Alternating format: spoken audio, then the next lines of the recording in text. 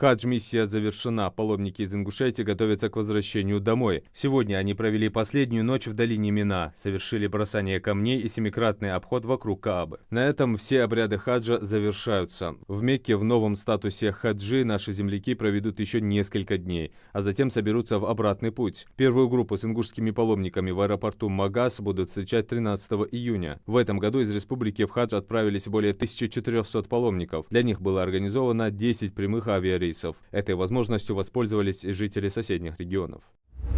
Многодетной семье Баголовых из Гамурзиева вручили 16-местный микроавтобус. Такой подарок им преподнесли по поручению президента России Владимира Путина. Родители воспитывают 11 детей, а Мариам Хамхоева – обладательница почетного звания «Мать-героиня». Баголовы стали одной из тех семей, чьи истории услышала вся страна на недавней встрече с президентом России Владимиром Путиным, прошедшей в формате видеосвязи. Тогда Мариам Хамхоева и озвучила семейную проблему с транспортом. Ее в правительстве России решили в кратчайшие сроки. Новенький микроавтобус «Соллерс» доставлен прямиком из Татарстана. Это не первая мера поддержки для семьи Баголовых. Недавно власти им также подарили новую 4-комнатную квартиру в Назране.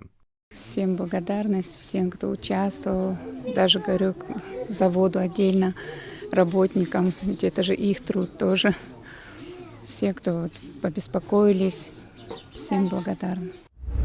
Ингушские сельхозпроизводители примут участие в выставке «Сады России. Про яблоко-2025». Она стартует завтра в Ставропольском крае в центре Минводы-Экспо. Выставка продлится до 11 июня. Ее участниками станут около 8 тысяч человек, представители разных регионов России, а также порядка 10 зарубежных стран, в том числе Германии, Австрии, Италии и Турции. На площади более 20 тысяч квадратных метров будут представлены лучшие новинки и достижения в области садоводства и питомниководства. В программу включены 27 деловых мероприятий, конференции, семинары и мастер-классы ведущих экспертов и ученых. Ключевым станет большое совещание по развитию садоводства и питомниководства.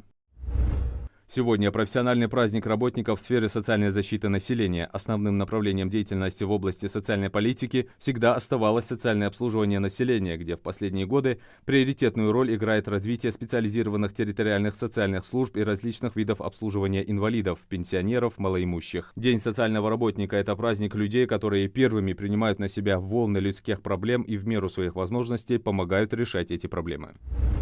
Сегодня также свой профессиональный праздник отмечают работники легкой промышленности. Дата отмечается в России уже более 40 лет во второе воскресенье июня. Это день, когда мы чествуем тех, кто своим трудом создает для нас одежду, обувь, текстиль, кожу и другие необходимые в повседневной жизни вещи. Первоначально праздник был установлен указом Президиума Верховного Совета СССР в 1966 году. В 2000-м он был восстановлен в соответствии с указом президента Российской Федерации. Легкая промышленность – это сектор экономики, объединяющий сразу несколько отраслей: текстильную, швейную, кожевенную, меховую и обувную, а также производство искусственных кож и полимерно-пленочных материалов.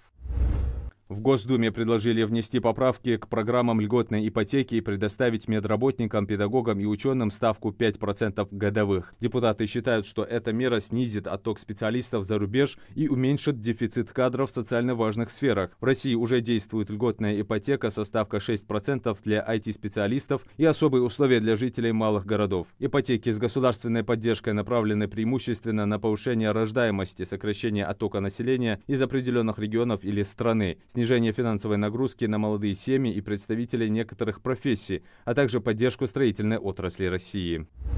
Функцию оплаты всех коммунальных квитанций в один клик предлагают внедрить в приложение госуслуги «Дом». Соответствующая инициатива содержится в рекомендациях секции «Цифровая трансформация строительной отрасли и жилищно-коммунального хозяйства». Также в числе предложений усовершенствование механизма гостевого доступа. Это позволит родственникам и соцработникам оказывать помощь пожилым людям при работе с сервисом.